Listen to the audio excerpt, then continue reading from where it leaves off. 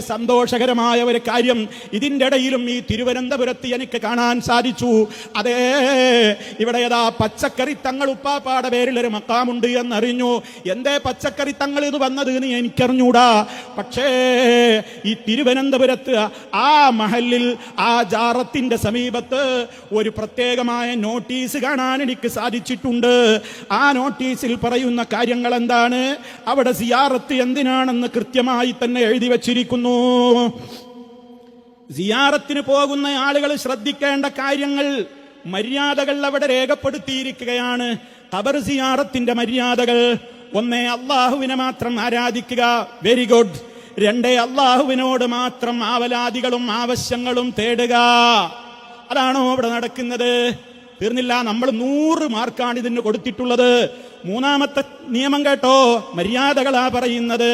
ഖബറാളികൾക്ക് വേണ്ടി നാം ദുആ ചെയ്യുക, അവരോട് നമ്മുടെ ആവശ്യങ്ങൾ ചോദിക്കാതിരിക്കുക.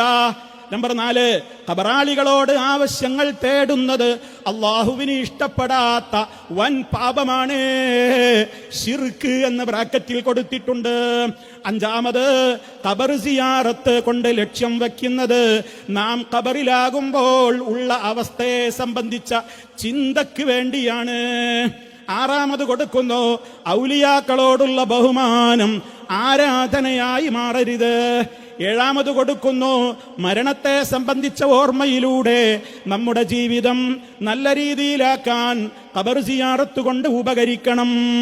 8ാമത്തത്, ഖബർ സിയാറത്ത് സ്ത്രീകൾക്ക് ഇസ്ലാം പ്രോത്സാഹിപ്പിക്കുന്നില്ല. 9ാമത്തത്, ആരാധനാ ഭാഗമെന്ന നിലയിൽ മെഴുകുതിരി, തിരി എന്നിവ കത്തിച്ചു വെക്കാൻ പാടില്ലാത്തതാകുന്നു. 10ാമത്തതും അവസാനത്തതുമായത്, അള്ളാഹുവിനെ കുറിച്ചുള്ള ചിന്തയും ഭയവും മരണ ഓർമ്മയും കൊണ്ട് നല്ല രീതിയിൽ ദീനീ ജീവിതം നയിക്കുവാൻ സിയാറത്ത് കാരണമാകണം.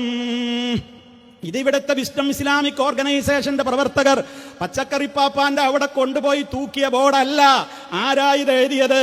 ഇതിന്റെ അടിയിൽ നോക്കൂ, അള്ളാഹു നമുക്ക് ശരിയായ കാര്യങ്ങൾ മനസ്സിലാക്കി ഇബാദത്ത് ചെയ്യുവാൻ തൗഫീക്ക് നൽകി അനുഗ്രഹിക്കുമാറാകട്ടെ, ആമീൻ എന്ന് മണക്കാട് വലിയ പള്ളി മുസ്ലിം ജമാഅത്ത്.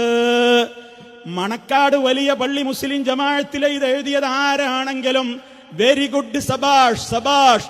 നിങ്ങളോട് നിങ്ങളുടെ പിന്നിൽ ഞങ്ങളുണ്ട്, നിങ്ങൾ മുന്നിൽ നടന്നോ. ഇതാ ഞങ്ങൾ പറയുന്നത്. അതല്ലാതെ ഖബറിനെ സമീപിക്കരുതെന്നോ, ഖബറിങ്കൽ പോകരുതെന്നോ, സിയാറത്ത് പാടില്ലെന്നോ ഇവിടെ മുജാഹിദുകൾ ഒരു കാലത്തും പഠിപ്പിച്ചിട്ടില്ല.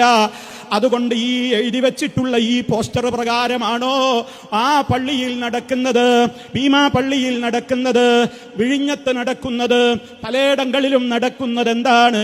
നിങ്ങളൊന്ന് മാന്യമായി ചിന്തിക്കണേ.